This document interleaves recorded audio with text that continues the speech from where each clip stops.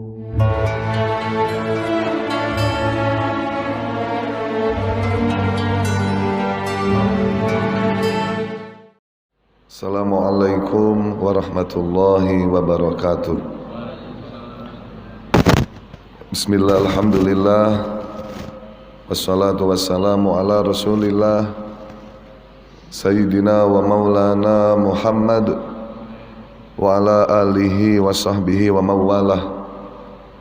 Rabbi syrah li sadri wa yassir li amri wahlul uqdatam min lisani yafqahu qawli. Amma ba'du, hadirin kiram, para alim, para ulama, para masyayikh, para kiai yang kita hormati semua, semoga senantiasa diberi umur yang panjang, diberi sehat fi taatillah. Yang kami hormati pula kepada segenap para hadirin dan hadirat yang semoga juga oleh Allah senantiasa diberi kemudahan dalam urusan, dalam setiap urusan, dan juga semoga diberi oleh Allah kesehatan fil afiyah, kesehatan untuk melakukan aktivitas sehari-hari, terutama untuk beribadah kepada Allah agar dipermudahkan jalannya, amin ya rabbal alamin.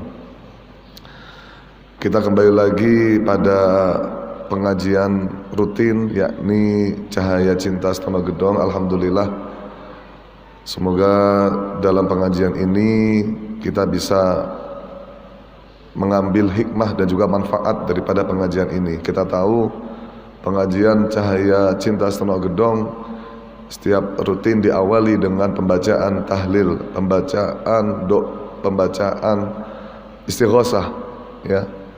Saya ingat terhadap kalamnya, dawuhnya Habib Ali Al-Jufri.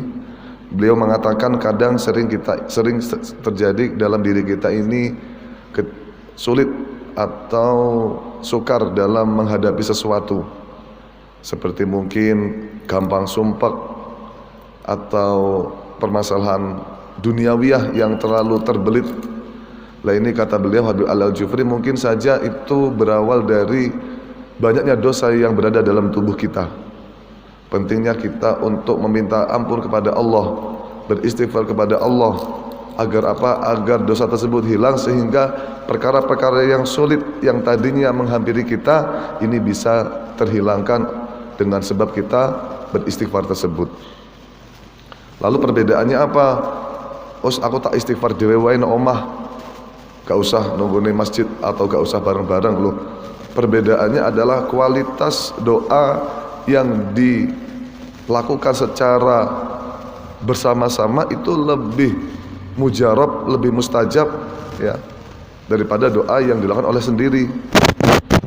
Kenapa? Ya seperti hanya yang dulu disampaikan, jenengan ketika meminta secara kolektif kepada Gusti Allah, meminta kolektif kepada, atau secara gampangnya lah, jenengan demo tengah jenge pemerintah, demo dewe karo demo karo wong akeh akan lebih gampang untuk direspon ketika demonya orang banyak.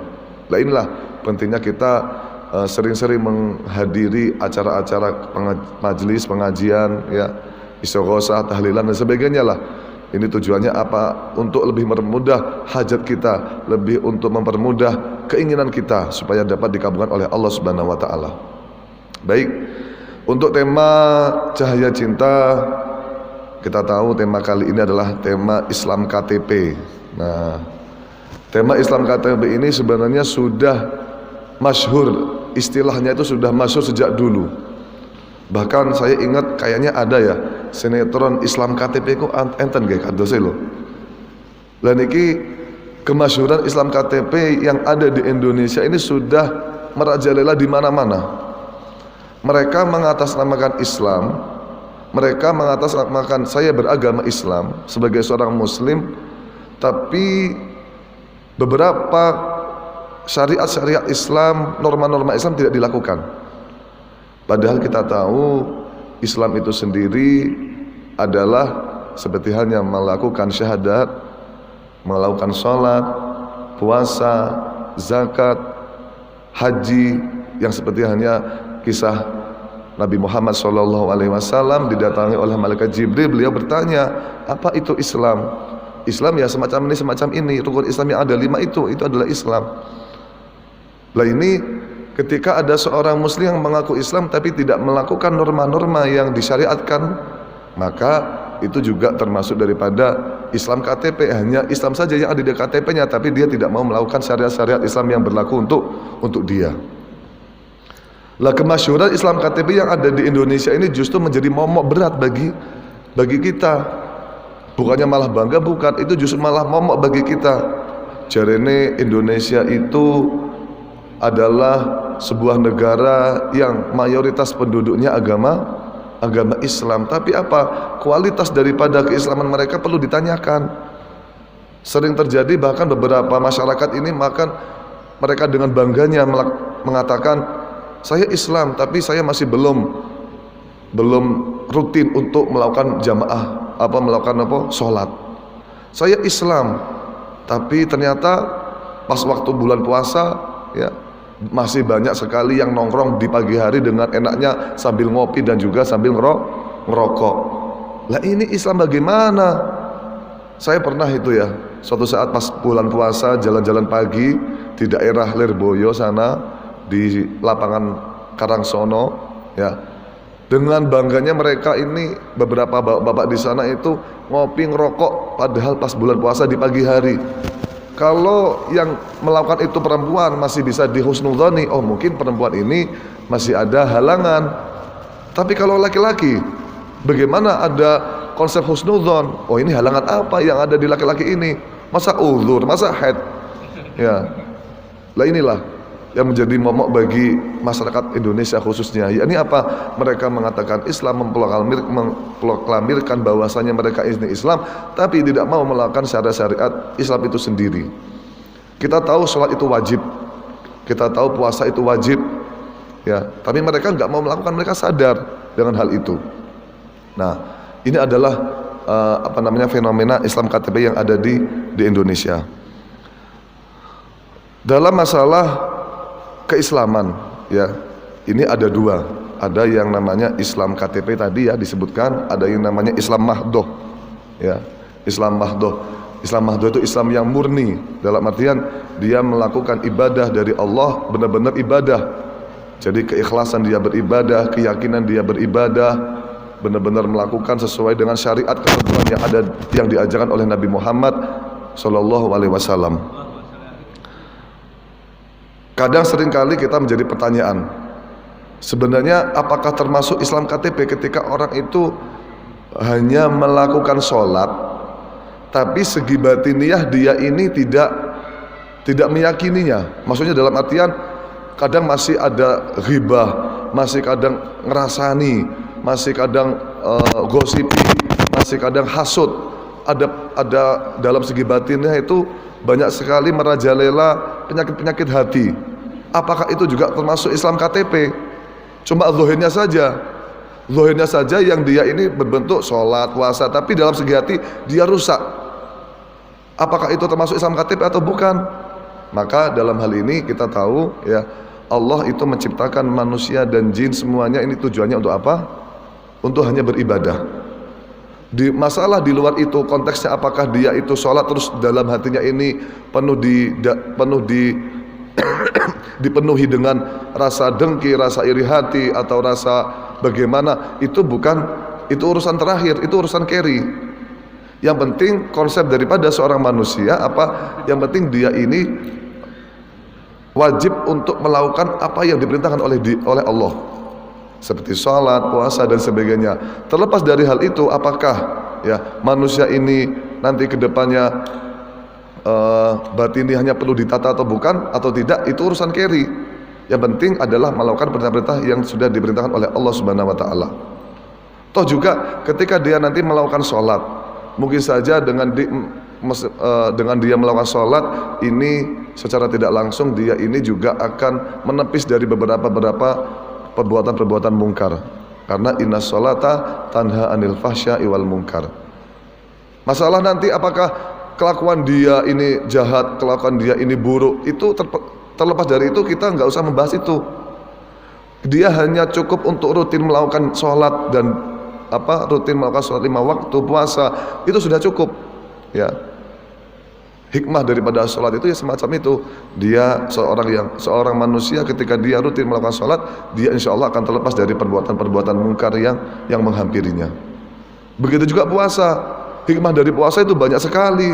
Ya, jangan dikira orang puasa itu tidak ada hikmahnya, banyak.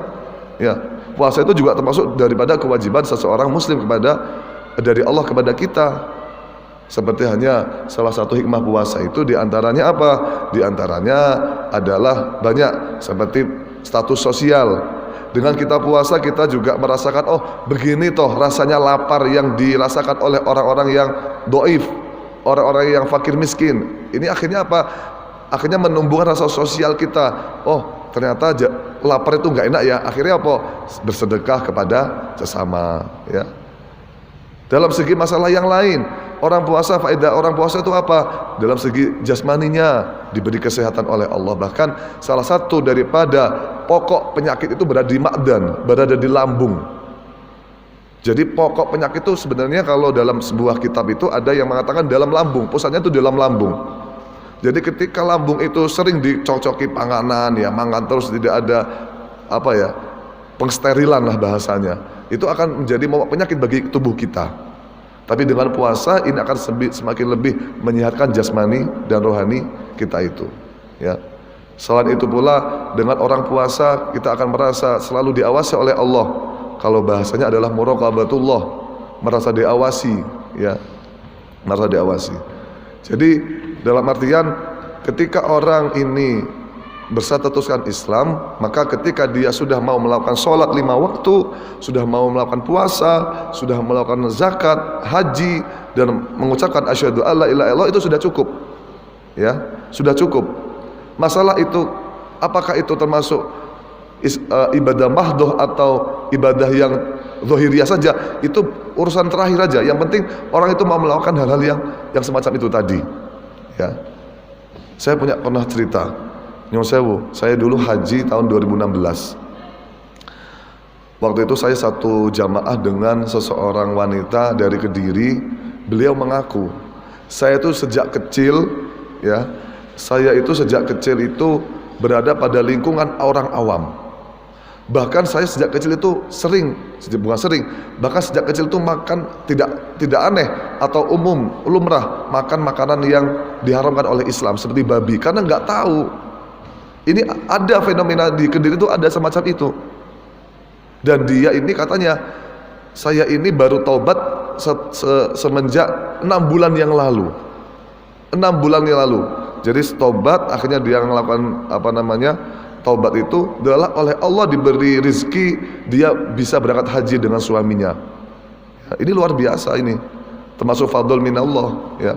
Saya kaget, loh, kok ada ya masyarakat Kediri, di kota Kediri khususnya, yang mana dia berada pada sebuah daerah, padahal Kediri itu banyak pondoknya, banyak kiainya, tapi ternyata di beberapa lingkungan itu mereka ini seperti jauh dari dakwahnya ulama. Ini ada di Kediri semacam itu, ya. Yaitu itu juga termasuk daripada kategori Islam KTP, ya, Islam KTP. Maka dalam hal ini kita dapat menyimpulkan bahwasanya karena al-insanu itu dibagi menjadi 2. Manusia dalam sudut yang lain itu dibagi menjadi 2. Karena al-insanu aliman sama karena al-insanu jahilan. Karena al-insanu aliman itu memasukkan kategori seperti halnya mujtahid, mufti, ulama-ulama terdahulu, kiai, ustadz yang benar ya, bukan ustadz yang abal-abal. Sekarang banyak ustadz abal-abal, hanya modal dia bisa ngomong, stand up komedi, dia sudah jadi ustadz, pakai sorban, pakai sudah menjadi ustadz. Nah ini pentingnya bagi kita ini juga cermat dan juga teliti terhadap pendakwah-pendakwah sekarang ini, ya.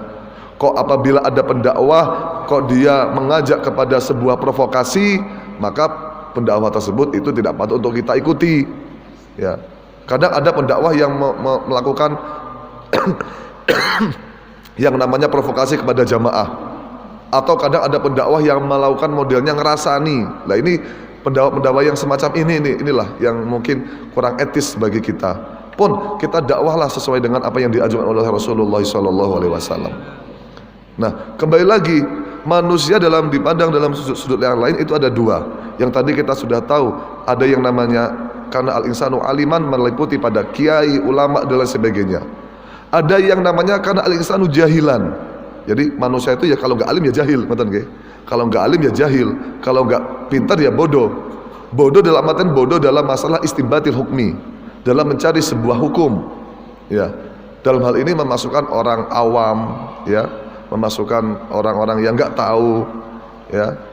Maka dalam konsep dalam kitab Asbah wa Nadhair dikatakan bahwasanya ketika orang awam, orang yang nggak tahu tersebut ini mengaku bahwasanya saya terhadap hukum zina, terhadap hukum khamr, bir, ya, ini orang awam ngomong, ya, saya nggak tahu hukumnya haram, maka dalam hal itu status orang awam tidak bisa diterima.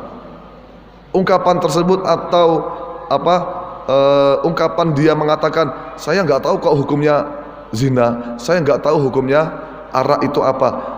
Dalam kitab Asbah wa Nadhair, selama hukum tersebut ini adalah istiraku ghalibin nas, menurut manusia itu termasuk hukum yang masyhur bahwasanya seperti hukum zina itu haram. Di semua agama zina itu haram loh, ya, di semua agama zina itu haram. Kok ada yang mengatakan saya nggak tahu kalau zina itu haram? Loh, ini nggak bisa diterima.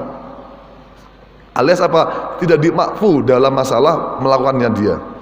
Atau dia mengatakan saya nggak tahu kalau sholat itu wajib. Loh, nggak bisa diterima. Kata dakwahnya atau namanya pengakuan tersebut tidak bisa diterima ketika mengatakan semacam itu. Ya. Ketika ini konsepnya dalam masalah perbuatan-perbuatan yang masyhur di sekeliling manusia. Seperti sholat itu wajib, zina itu haram, khamr itu haram. Khamr itu di dalam agama lain juga mengatakan nggak boleh minum khamr, minum bir, arak itu nggak boleh, ya.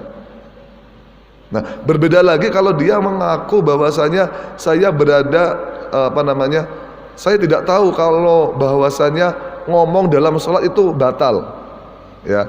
Jadi ada permasalahan ibadah itu, ya, permasalahan hukum. Ibadah yang memang sudah umum bagi manusia untuk wajib diketahui, masyhur diketahui, seperti tadi wajib sholat, haram zina dan sebagainya. Ada yang memang hukum-hukum far'iyah, yang memang manusia ini nggak jelas, nggak masyhur, samar bagi manusia, seperti mangan cicak, ya, mangan bekicot, mangan cicak. Orang-orang nggak tahu hukumnya itu apa makan itu. Maka kalau ada orang yang nggak tahu, maka dakwanya diterima, alias pengakuannya diterima dalam hal ini, ya. Maka ketika orang awam mengatakan semacam itu, ketika aku gak ngerti nek bakno apa jenenge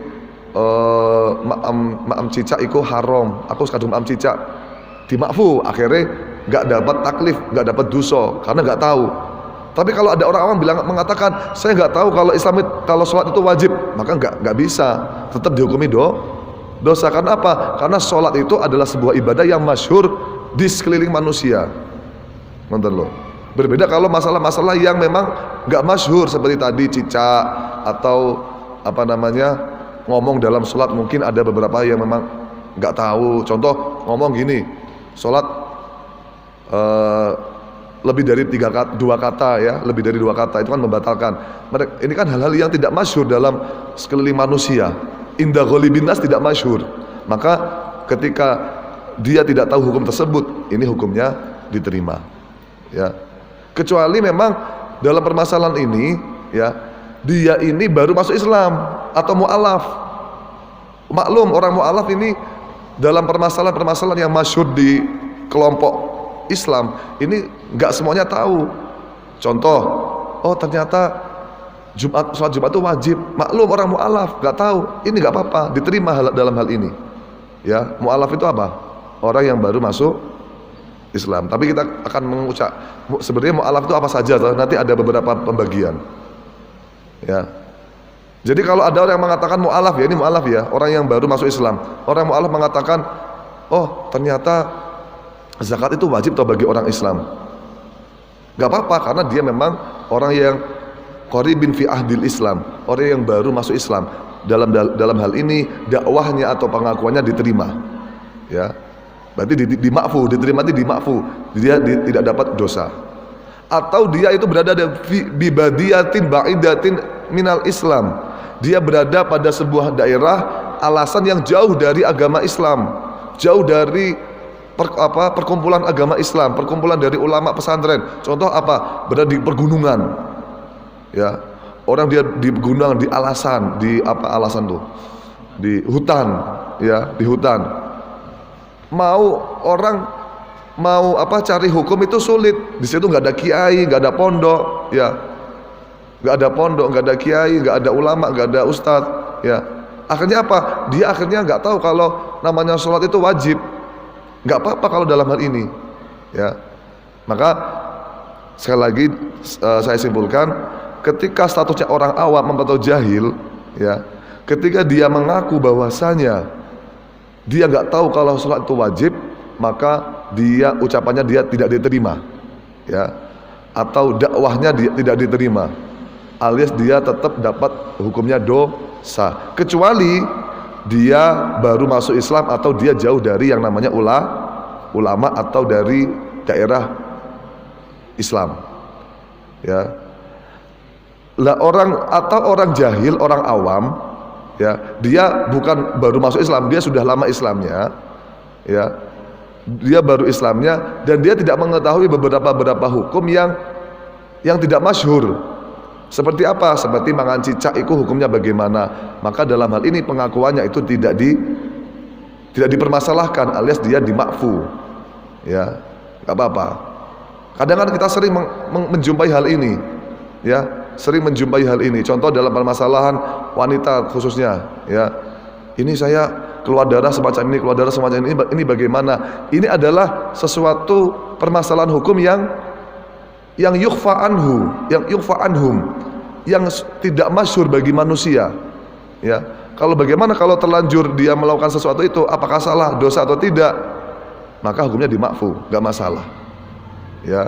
Lah ini harus perlu garis bawahi. Maka bagi status orang yang mempunyai kategori Islam KTP ini harus perlu digaris bawahi, ya.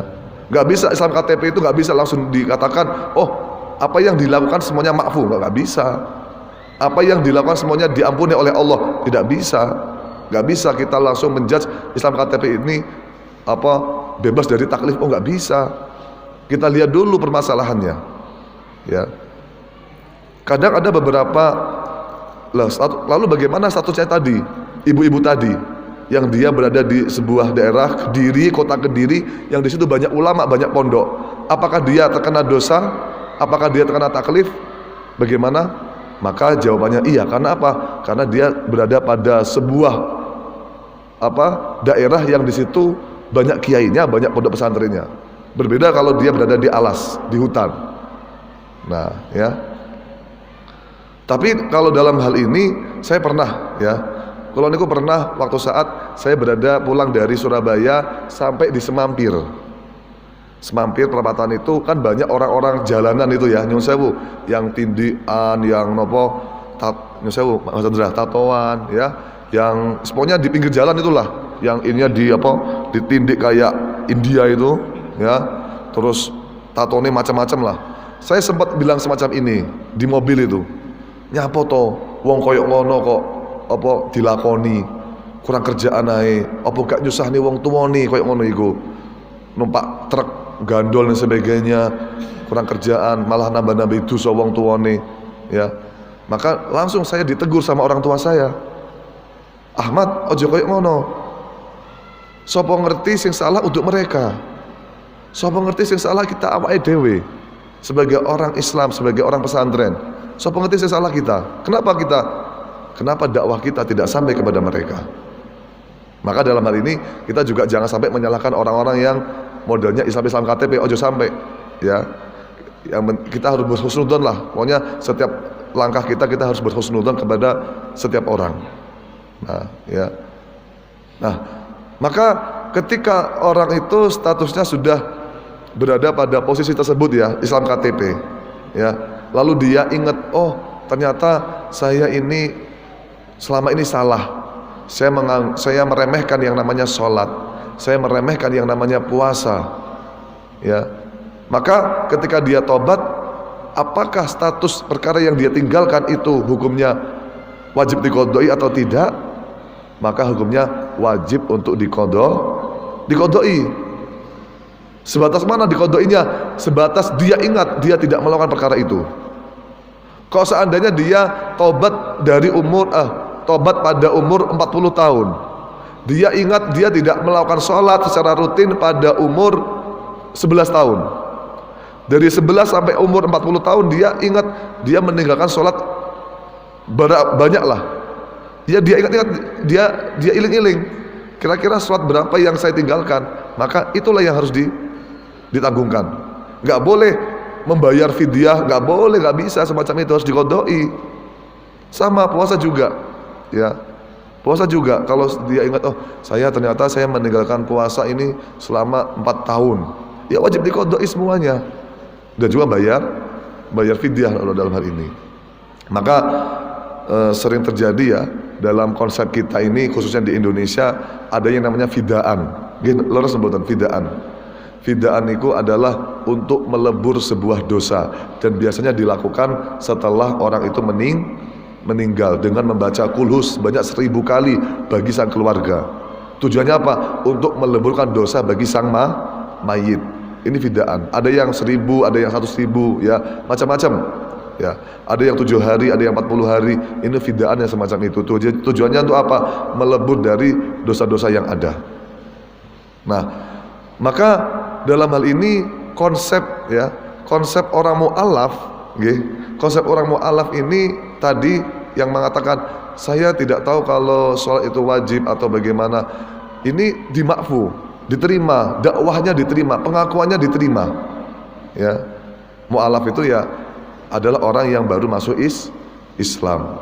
Ya, maka selaras dengan sebuah hadis dalam kitab Arba'in, ya, dikatakan umirtu an uqatilan nas illa ayyashhadu. Jadi dalam hadis Arba'in itu dikatakan kita diperintah untuk memerangi manusia kecuali dia ini sudah mengatakan atau sudah bersyahadat kepada Allah, sholat, puasa dan lain sebagainya, sudah dalam konteks muslim. Ketika dia sudah dalam konteks muslim, maka orang itu tidak boleh untuk diperangi, tidak boleh untuk dibunuh.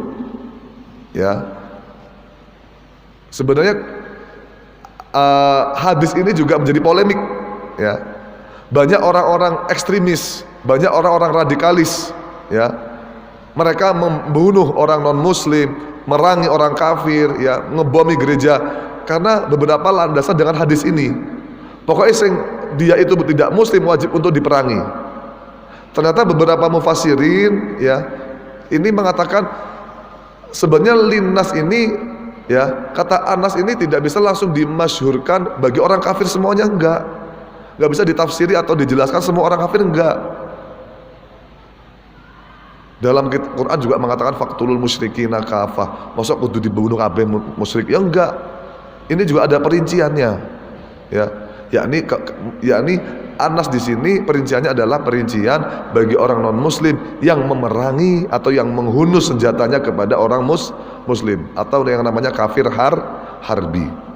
Maka ketika ada seorang kafir non muslim, ya, kok dia dari kategori harbi yang dia menodongkan senjatanya kepada kita, maka kita wajib perangi kecuali orang kafir tersebut itu mau masuk Islam.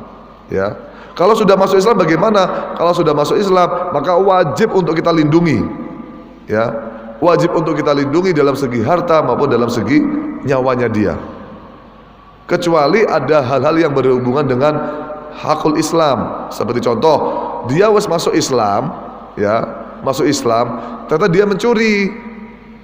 Lalu bagaimana? Apakah dia tetap terlepas dari had? Oh, terkena had dia. Ya, dia zina, orang mu'alaf masuk Islam, demi masuk Islam sudah 5 tahun dia zina. Apakah dia terbebas dari haduz zina? Tetap kena had zina. Ya, dia membunuh. Apakah dia tidak terkena kisos atau balasan hukum? Dia tetap terkena hukum kisos. Inilah, ya, yang penting ketika dia sudah masuk Islam kok melakukan beberapa pelanggaran, maka tetap terkena taklif atau terkena hukum-hukum Islam tersebut. Jadi sekali lagi, ya, dalam permasalahan Islam KTP, ya, yang perlu kita garis bawahi, ya, maka status kita, status kita untuk saat ini, ya, ini makhluk atau manusia ini kepada Allah hanya fokus pada permasalahan ibadah saja, ya. Tuntutan Allah kepada manusia adalah tujuannya untuk beribadah saja. Kalau dia sudah melakukan perkara-perkara yang memang diwajibkan bagi dia, seperti sholat, puasa, zakat, haji, ya, maka sudah cukup. Terlepas dari masalah batiniah dia, apakah batiniahnya itu sahih atau fasik, itu urusan belakang, ya, bukan urusan kita. Menawa dengan dia melakukan perkara-perkara itu, ya, menawa dengan dia melakukan perkara-perkara tersebut, ini bisa menjadikan diri dia pribadi yang baik, ya. Manusia itu dituntut untuk berbuat baik, ya. Wal takum minkum ummatu yad'una ilal khairi wa ya'muruna bil ma'rufi wa yanhauna 'anil munkari. Ini kita dituntut untuk menjadi pribadi yang baik dan menjadi pribadi yang memperbaiki kepada orang lain. Kenapa? Ketika kita berbuat baik kepada orang lain, artinya kita berarti menitipkan kebaikan kepada keturunan kita, ya. Contoh, ketika kita ini berbuat jahat kepada orang lain, berarti ini ada kemungkinan orang lain itu akan berbuat jahat kepada kita dan keturunan kita. Ojo sampai ketemu karo wong kae dan keturunannya. Kadang di beberapa masyarakat itu, ya, sampai enek mengatakan aku gak ridho sok nek keturunanku nikah karo wong kae, gara-gara pemusuhan, ya. Akhirnya enek istilahnya cintaku terhalang oleh restu daripada mbah-mbahku. Ada yang semacam itu. Ini jari mbahku gak oleh nikah karo keturunan kae. Enek permasalahannya, apakah itu wajib dilakukan? Tidak, ya. Ya itu masalahnya dalam masalah restu. Kan enek sih model koyo ngono. Aku gak oleh nikah karo keluargane kae.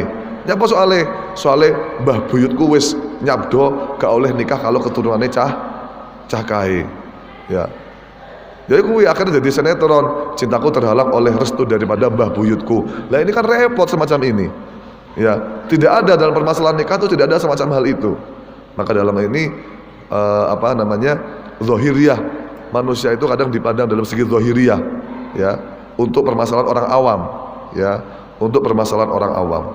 Jadi ketika kita mengetahui beberapa hal-hal yang ini, hal-hal tersebut, ya, sekiranya dia sudah melakukan sholat, sudah melakukan puasa, ini sudah cukup, ya. Apakah itu kategori Islam KTP atau Islam mahdoh, maka kita mengatakan dia termasuk sudah Islam karena dia sudah melakukan beberapa rukun-rukun Islam, ya. Mahdoh itu nanti meliputi pada batiniah. Islam mahdoh itu Islam yang meliputi pada batiniah kita, ya. Itu sulit, itu sudah tingkatan sulit itu, ya. Tapi nanti ketika kita melakukan melihat ada orang-orang Islam, ya, dia kok melanggar syariat Islam seperti orang nggak sholat, nggak puasa, ya. Kalau kita masih mampu untuk menegur, kita tegur saja, kita ingatkan, ya. Tapi kalau fa'ilamnya statik, ya, maka kita ingkar biqolbi mawon, ya. Contoh, iki nek tak tegur aku jelas dipateni iki, diroyok, ya, digebuki, ya wes ingkar biqolbi mawon, ya. Karena ada beberapa kapasitas orang itu mampu untuk dakwah secara terang-terangan, ada yang tidak, nonton, ya. Jadi itu yang saya sampaikan terkait permasalahan yang berada di sekitar kita, ya. Enek wong ngaku Islam tapi ternyata wong kuwi gak ngelakoni poso, gak ngelakoni sholat. Apakah dia melakoni tidak tahu, dia ngakuni tidak tahu kalau itu hukumnya wajib, kalau itu hukumnya puasa itu hukumnya wajib. Apakah dia terkena dosa atau tidak? Terkena dosa, ya, terkena dosa, ya. Ya itu tadi yang dakwahnya diterima itu kalau dia itu berada pada sebuah tempat yang jauh dari ulama, atau dia ini baru masuk Islam, atau dia tidak tahu dalam permasalahan yang hukum-hukum yang tidak masyhur, ya, tidak masyhur. Seperti mungkin bagaimana kalau kita sholat tiba-tiba kita tahu ada najis di mukenah kita sholat, ya, sholat terus assalamualaikum, loh enek najisnya mau atau bolong? Ini ulama khilaf ya. Ada yang berpendapat, kata Imam Ghazali, kalau dia sudah tam, sholatnya sudah sempurna, sudah salam, sudah cukup, sholatnya sah ya. Tapi kalau dalam sholat kok dia tahu ada najis, maka batal langsung ya. Dia sholat kok ada najis atau ada lubang di ketok aurate, ini khilaf ya. Tapi beberapa ulama yang mengatakan kalau seandainya dia sudah sempurna sholatnya, sudah assalamualaikum kok baru tahu ada najis atau ada lubang, maka makfu ya, tidak apa-apa. Tapi kalau pas sholat, oh enek najis, lagi sholat ya, najis adalah enek tai apa, cecak atau apa, kita ngidik semut ya, ngidik semut atau ngidik apa, enek laler atau ngidik nyamuk, kita pletes atau apa yang ngidik semut lah, kayak gitulah ya, maka itu hukumnya kalau kita atas tahu pas itu sholat, maka hukumnya batal sholatnya ya. Jadi semacam itu. Jadi pentingnya bagi kita untuk selalu menggali beberapa hukum-hukum ya, menggali beberapa hukum-hukum yang berada di sekeliling kita. Jangan sampai kita ini pasrah dengan keadaan kita, wes gak apa-apa lah aku jadi wong bodoh, insya Allah dimakfu. Yo jangan gitu. Kullu man bi ghairi ilmin ya'malu a'maluhu mardudatun la tuqbalu ya. Kok ada seseorang yang dia ini melakukan amal tapi karena tidak diketahui ya, karena tidak tahu sumber hadisnya, sumber dia melakukan perkara ya nggih, melakukan perkara dia tidak tahu sumbernya, maka ibadahnya mardudatun la tuqbalu, tidak diterima. Intinya apa? Kita jangan pasrah pada kebodohan kita. Teruslah untuk gali beberapa ilmu-ilmu, galilah beberapa hukum-hukum yang ada, yang jangan apa ya, jangan qanaah dengan kehidupan kita semacam ini. Wis lah, aku jadi wong bodoh kayak gini, ben apa kabeh makfu iso makfu kabeh. Oh enggak bisa. Kok kamu rela dengan kebodohan kalian? Berarti kalian termasuk orang yang merugi ya. Padahal di Kediri ini banyak sekali beberapa pengajian, banyak sekali para ustadz, para kiai ya. Ketika kita tidak mau menggali ilmu-ilmu dari mereka, ini termasuk orang-orang yang rugi ya, minal khasirin ya.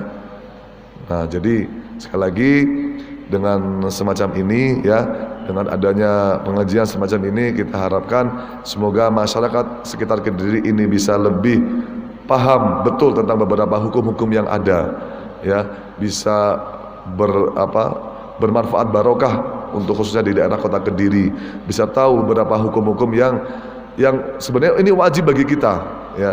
Ini adalah tujuannya pengajian itu semacam itu. Mungkin itu yang saged kula sampaikan. Ihdinas siratal mustaqim. Assalamualaikum warahmatullahi wabarakatuh.